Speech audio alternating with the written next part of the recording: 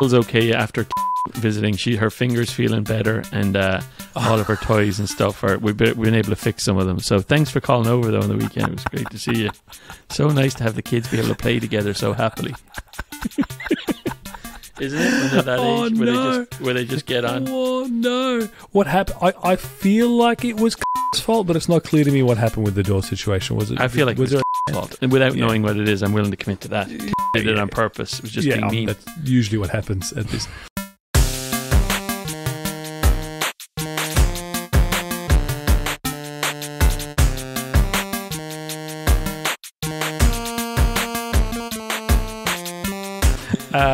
How do you feel about a pop-in? Just out of curiosity, how do you feel about the unscheduled I'm a pop-in? huge fan. I feel... Yeah.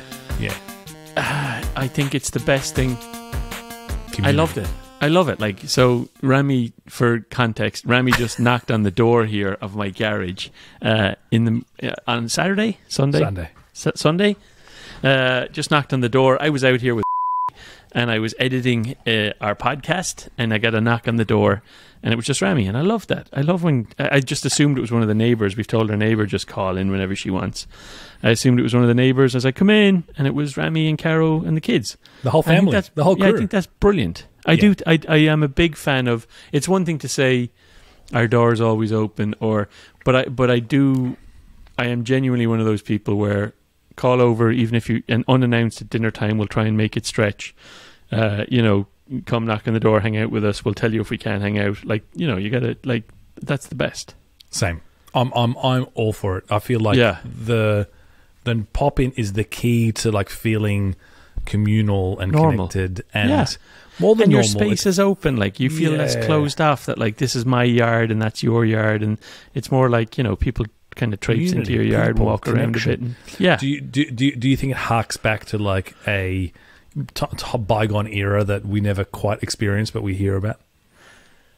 I don't know if I didn't experience it.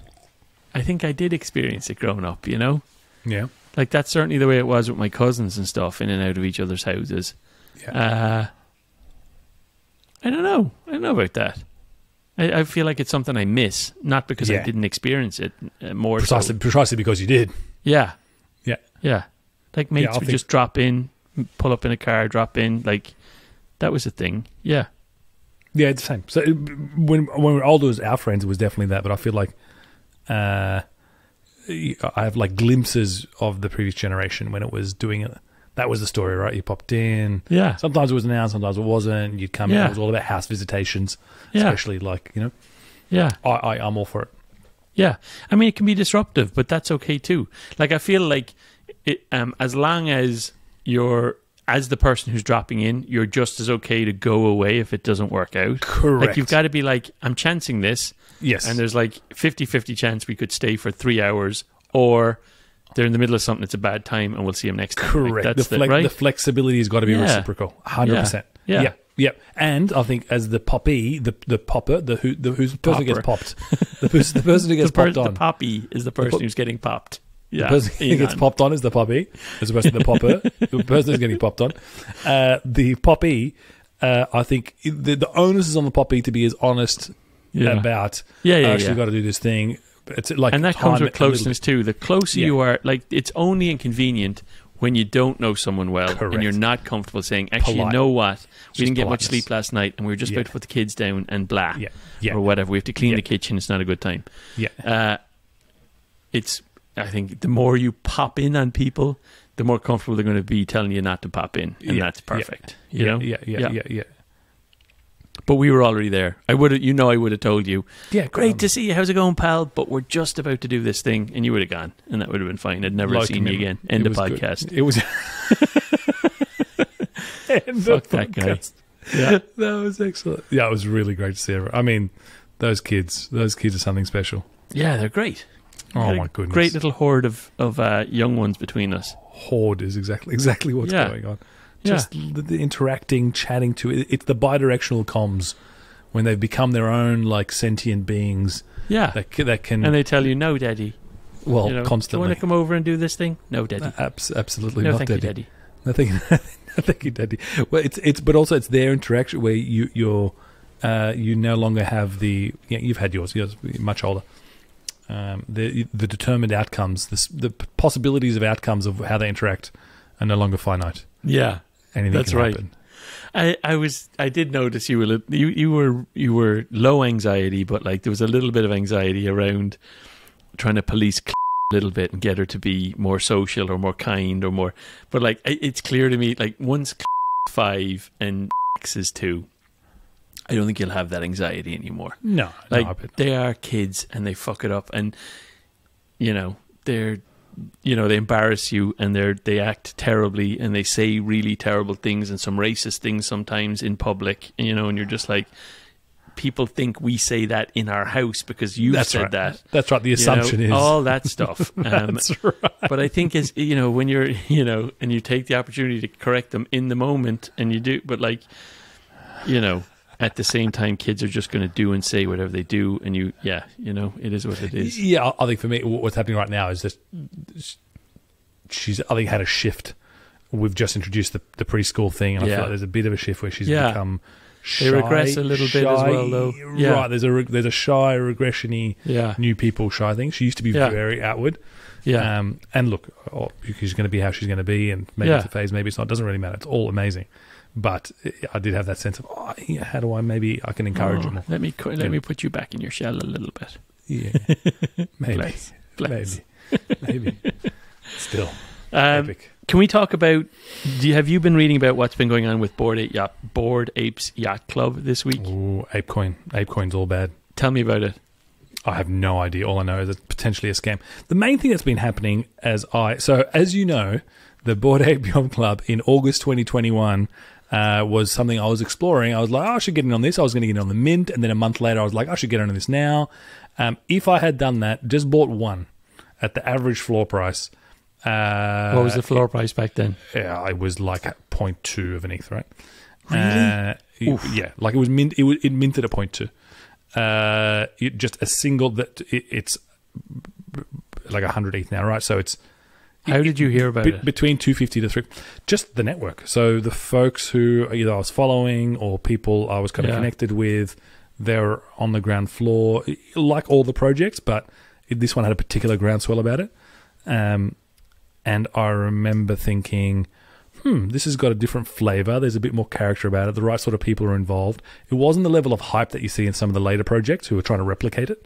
Mm-hmm. It was kind of earlier in this. It was the next big step up. So it was CryptoPunks, Beeple, and then Bored Ape Yacht Club, but it was in a different dimension. The Yacht Club was basically the first one that did, like Bored Apes was the first one that did the kind of Soho House style membership thing. Yeah, the community stuff. Community club connectivity thing.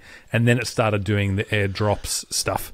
So I just looked at it the other day, and it was like 6 or something airdrops where you get you got the original one, and then they dropped you the mutant, and they dropped you the sidekick, and they dropped you the 3D, and they just dropped these coins as well. And all told, it ends up being like close to $1 million or something ridiculous, where that would have been pure upside. But when would you have sold? So the way I'm about this is how do you know when to sell? Probably would have sold when you 5x'd it. So when it hit 1 ETH. Yeah, if it was buying 0.2 ETH, maybe you would have let it get to 5 ETH. But when it's 5 ETH and it's, what's that? At that stage, it was like 20K.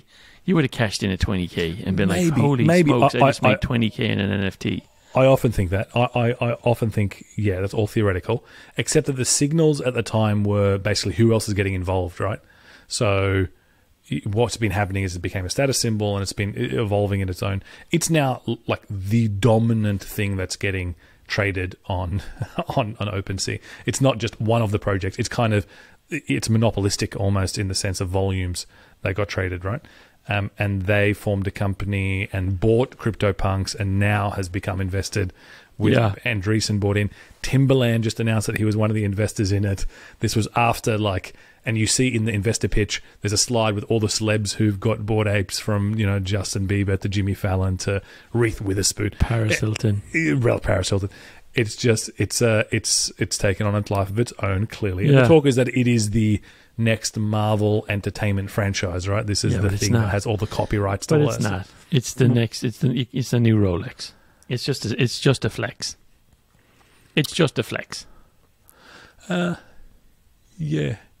That's all it is. I mean, it's a piece of blockchain that points to an asset on a server. And the asset on the server is not actually the picture of the ape. So if it's a Marvel thing, it's not actually it's like... I know, but it's just a flex. What is Captain Planet? What is any piece of like IP, creative IP? At some point, it's the visual, it's the story and the visual. And I think that's what happens here, right? Maybe the visual is not the most amazing thing, but the story is going to transcend it, right? I don't get it. Yeah. The story is going to transcend. I'm glad I'm not in. And because I'd be really stressed right now. Heart rate. Yeah. I couldn't handle it. I'm glad I don't own a Bored Ape. If I did, I would have sold it way ages ago, and I'd be feeling terrible now. I'd be like, geez, I had a Bored Ape, and all I did was make 20k, and it's now worth 500k. You know, right? You're damned if you do. You're damned if you don't. I'm so lucky. I didn't get in. Everything's bad no matter what. If you sell early, it's bad. If you I can't have it. I don't have the neck for it. Yeah. All the stocks I bought during the up and everything went up in the tech stuff. I didn't sell any of it, so it's all just gone down now again because I couldn't pick a time to sell it. I couldn't pick them. I couldn't. So I'm just gonna. It's just not for me. I should just do S&P 500. Don't try and time the market. Regular money in over time, good things will happen. It is really about timing that up. It's such a good learning for me as well. This cycle around. Because you did well on Doge as well. Was it Doge or was it like you bought Doge at nothing and went up to something and then dropped back down to nothing again, right? All of them. GMC was like a lot of the. It's just timing and in aggregate, right? Because you can take enough of the asymmetric bets, but in aggregate they've got to do well. But I think the actual NFT market is falling out, right? Floors are dropping, volumes are dropping. There is actually a discernible turnaround right now. Why do you think that is? Do you think it was hype? So, the way cryptos have... So, the war in Ukraine has the economy is slowing. The war in Ukraine has made things worse. And we've seen cryptos are as impacted by dropping share prices as anything else. It's not somewhat correlated. Somewhat correlated. Wouldn't you think now would be the time when... Would you think now is the time if you were owning ETH like the prices on the NFTs have to be dropping too, right? I mean, it makes sense if the floor is all dropping. Floor is dropping. It makes sense if cryptos are getting cheaper. Floor has to drop out of. But crypto's not that much cheaper. Like ETH, they're all still hovering around the 3. If anything, ETH has kind of popped just above 3. Bitcoin is at 42 or whatever it is. I don't think it's to do with a crypto correlation. I actually think it's the asset class that it is, which is a luxury status symbol asset class. And the people who are spending on it are the people who had a bunch of money in equities or are currently, tech shareholders. Yeah. And the ass has fallen out of that. And you suddenly don't have the sort of luxury to splurge around, or it's not as convenient to at least get in the market on-ramp. Right. And so you're seeing that. I suspect you're seeing a bit of that effect. I wonder if it is just timing and kind of the back of the hype cycle. It seems like usually the back of the hype cycle is a bit more gradual. It doesn't feel very gradual. If you look at the numbers, it's kind of a cliff right now. Yeah, it's like a 70% reduction month on month since January or something, and it's like a real drop off. Yeah. So it feels like an asset class, like a luxury asset class model where the first thing to go are the optional, right? Yeah. It wasn't a necessity, it turns out. This wasn't bread and milk. Nobody needed it. That's so weird. Couldn't have called it. Yeah. We'll also talk about you taking the first vacation in 2 years and how that is shaping up right now. Because I feel like vacations are back in vogue. They are. I've just cancelled my one to Ireland. We were going to go to Ireland for the summer, but there's a lot of COVID going on there, and we're just, since Hazel was sick, we're not ready to get on a flight and risk it again. So we're going to cancel that one. But we are doing a driving trip down to where am I going? Santa Barbara, that's right. Yeah. So we went to Santa Barbara down in, was it 2007? Yeah, in the 80s. You went in the 80s. No, but I mean, it was when I was visiting the US, and I was like, we rented a soft top car, roof down, going down the coast road from San Francisco down to LA over like a week. It was awesome. It was cold. Kelly was like, "You're not going to want that." I was like, "We have to. Please don't ruin this. We're getting a soft top." And it was amazing for like 4 minutes. Yeah. And then we got over the mountains and it was cold. But we kept the roof down the whole way and listened to the Thrills. Do you know the Thrills? Irish band, all about the coast road in California. Fantastic. Anyway. Wait, there's an entire Irish band just about Big Sur? Their album, their songs are called like Big Sur and Santa Cruz and like, you know. What? Yeah, really cool Dublin band called the Thrills. Very, very, very popular in the California, noughties, specifically in Big Ireland. Sur. I think they made it. I think they made it as a band. I don't know if they made it in the US. I think they did. I think they were a thing. Anyway, they did their J1 visas here. They came here for the summer, and they wrote all these songs about it, and then went home and made money. You know, marketing, mate, marketing. US marketing. No, they were fab. Greatest export. Really big fan. I'm still a fan. Really? When I drive that coast road, I always listen to the Thrills just because. Just for the vibes. Is it the Thrills or the Frills? No, it's the Thrills. Oh no. Yeah, it's the Thrills. Do they have like a song that says "One night in Carmel by the seas, $800"? Like, do they kind of have local kind of? You should write that one. That would be a classic one. Like, but do it in ETH. 0.7 ETH will get you a night in Carmel. Just bring it up to modern day, you know. Just pop over to Paso Robles for a third of the price. Do they kind of? I don't know. I just want some local. I want a Yelp, but in a song is what I want. I want TripAdvisor song style. Yeah. Is that too hard to ask? I think that's what most people want from music these days, Rami. I think you're tapping into the people who wear their headphones plugged in. That's what they listen to. Zeitgeist. Yeah, that's you TikTok. Are so fixated. You need to fight. You need to discover, read, whatever it takes. Just the next thing. One other thing, actually, that kids are now doing that isn't just wired headphones. I would just, whatever it is, eating spoonfuls of cinnamon, whatever the next thing is, I need you to find one other thing. Bell-bottom pants. Didn't you tell me that's what they're doing as well? That was 12 months. This is your task, your homework for the week. Is to figure out what the youth is doing today. Just one other thing beyond the wired headphones. Aren't they cancelling culture? I thought they were cancelling everything and listening to everything in their headphones. Did you read that New York Times op-ed? No. Oh, brilliant. It got slandered hard. It was cancel culture written by a bunch of white men complaining about cancel culture. It was excellent. Totally. It got so slandered. It was like, interesting that the people are really now worried about cancel culture are the ones who the response to it was just prime. Yeah. Didn't see that coming. No. So yes, we're going to go down to Santa Barbara. We're going to stay in a nice hotel. The goal is no cooking or clean up after cooking for a week. That's it. And then good goals. Bit of beaches. How do you not clean up? You're basically going to have to eat over the bin, so the takeout just goes into the bin, or you're going to eat out the whole time. We're the latter. We're going to eat over the bin. That's the go. I mean, that's how we live it up when we get there. Breakfast, especially. No, we're going to eat out, and we're going to do room service. Honestly, I bet we'll do room service more than we eat out. The whole goal is to just relax. Just relax. It's hard to relax when you have small kids. It's hard to relax around a pool or at a beach and stuff. That's not really relaxing. No. But like having a nice hotel and doing the pool stuff and the day activity stuff, but like being able to just. Someone brings you food and then they leave and they clean it up after, and that's all you have to do. Someone changes the bed sheets and changes the towels. It really is about those cyclical chores, isn't it? It's the clean up the kitchen again, clean up the living room again. It's the same thing again. Get up at that time, then you do clean the kitchen. Yeah, like you say. Just get rid of the house. Load the dishwasher before you go to work. Empty the dishwasher in the morning, and then you do that. Yeah. All that stuff. It's literally why, because we popped into you on the Sunday coming back from Napa, just one night in Napa, which is enough to like give you you're away from the house and you don't have to worry about the confines and the chores of the house. So Kara's like really keen on let's just get away one day, once a month, whatever it is.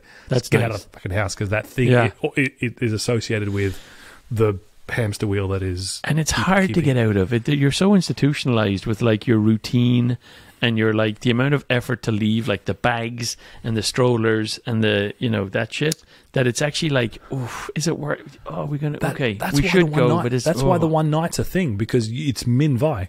You barely need to pack. You just wear the same thing. Maybe you change the optional. 70% of the stuff. Small kids, one night away requires a pack and play and a stroller and then diaper pail and then by the time, and it's like you might as well go for a week. I'm just saying. We've had a significant difference between Said someone who has not been on vacation for 2 years. What do you mean? We were in Hawaii for a month. No, me, I'm saying. Like, right. Saying, like, you know, you might as well just go for a week, which is why we never go away. No, you're the king of vacay. You're always away. Tell me how you're mentally preparing for this trip. Not thinking about it at all. It'll just creep up on me. Wrong. And then, yeah, really, it's just wrong. What? That's not how you do it. You're wasting valuable benefit points. Time. Yeah, by not mentally preparing for it. Well, what I'm doing, I've got an offsite before it, or I've got an offsite immediately after it. So my team is coming because we were all meeting for the first time, and some people, not everyone's comfortable going to a restaurant. So I'm just having everyone here to the house. So we're going to have caterers come, bring food, same as being on vacation. Caterers come, cater my back garden, and then take away all the trash, and everyone leaves. But that's kind of that's trying to get, you know, that week's got 2 offsites. One for the team I'm a part of, platform team, and then one for my staff. They're both that week, and that's just the week I get back. So week before, or week after? Week after. Oh, I don't know about that. Can't we think about after? I'm just saying between now and the holiday, you need to be in holiday head prepare. Have to figure out that week because it has to be running when I get back. That's the worst. You can't be squishing. There's content. There's decks that need to be made. There's like presentations we have to do that week, like that stuff. Oh, mate. It's going to be great, though. It means I'm going to be like up till the Friday, and then it's going to be like, boom, we're loading the truck, we're going. Loading you're taking the truck down? We're going in the car. I've been pushing for the truck, but Kelly's having none of it. No shit. Rocky up in Santa Barbara, you may get stoned. No, there's parts of Santa Barbara where you could be doing really? Have you planned out your eating kind of itinerary? I sent you a list, didn't I? Did I send you You did. The gourmet stuff down there. I don't know if it's gourmet, but I haven't done anything, Rami. I don't even know where we're staying. Kelly's done it all. No is the answer. The short answer is I will make an effort to pre-enjoy this vacation more. I hear I'm missing out on the pre-vacay. You are. Here's another one. We have qualified finally. We've finally got an ad, a red ad on Anchor that we can do if we want to. They've offered us $10 CPM per 1,000 impressions. This one is for Anchor, though. The one we've been asked is for Anchor. It's just like read about why you like Anchor.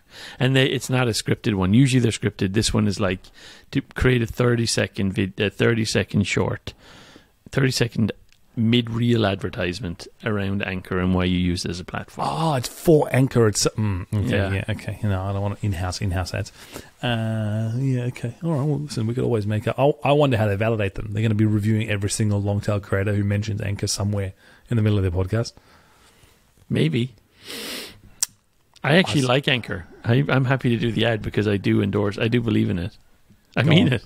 Go on. I mean, given that I'm like it is easy. It makes my life easy to use Anchor. It's easy to distribute on all the platforms through it. It's free. That's good. That's good. What else? Give me top 3 value props. I think they'll be good for them. It's easy to sign up.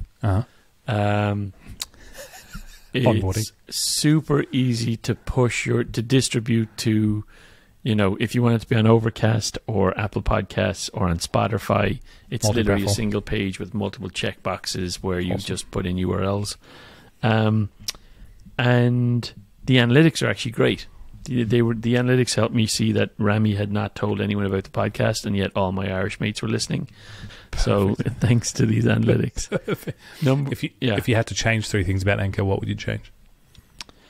I would change their podcast upload page. They've got 2 options. They've got, create podcast and quick upload. If you do quick upload, you don't have the same options as if you create the podcast directly. So you can use their software. Anchor has podcasting equipment like Riverside we're using now, where you can use sound effects and voiceovers and things like that. If you go that route, you've much more flexibility around where you can put ads within reels and kind of add, there's a lot more stuff you can add. Whereas if you just do a quick upload, you might still want to add those things, but you can't with a quick upload. I think I would fix that. Second thing I would fix is the UI isn't great when you upload an episode in terms of filling out the description box and seeing what season it is and stuff like that. It feels a little I think all the options are right, and it's intuitive, but it feels a little old school. It needs just a little refresh in terms of how that UI works. Did you ever use? I don't even know. Does it still have the co-broadcasting over the phone feature, where you just call up and you're doing? Yeah, podcast I don't. on the I fly? think I've never. Maybe it's got a suite of recording tools. I feel like it's the perfect. I feel like it's the perfect one for new podcasters. You know, because yes, you can create an episode and just upload it with quick upload, which is what we do. But if you're just using your phone, or you're just trying to get started and you don't even have a jingle and you want to have a dial tone when people, like, it has all that stuff on it. Yeah. You can get really, I bet you could create a reasonably high quality podcast with just your phone. That's where it kicked off. Hey, it was meant to be the short form podcast story, and it was just for like phone, grab two people, call each other and do it. And then it was like the first one that did just phone, super easy podcast creation on the fly. For short form in particular, it wasn't intended to be 20 minutes. It was meant like they were all 1, 3, 5 minute maximum kind of chats. Right, it was relatively short form. Well before Spotify bought them, they kind of carved out the space. Right. The third thing I would change is the trailer. They have a trailer option. The mobile device it's easier to do it from your phone to create a trailer than it is on the website. So their mobile and web features are not on par, and that's frustrating. Standard, isn't it? It's not standard that it's better on mobile than it is on web. Sure it is. With all your audiences on mobile, you just invest all your dev teams over on mobile, right? Yeah, it'd be interesting. Yeah, I guess. Poor mobile app is great. Anchor mobile app, winner. It is a great app. That dev team crushing the iOS team. iOS, hats at least. off. I can't talk for Android. That's right.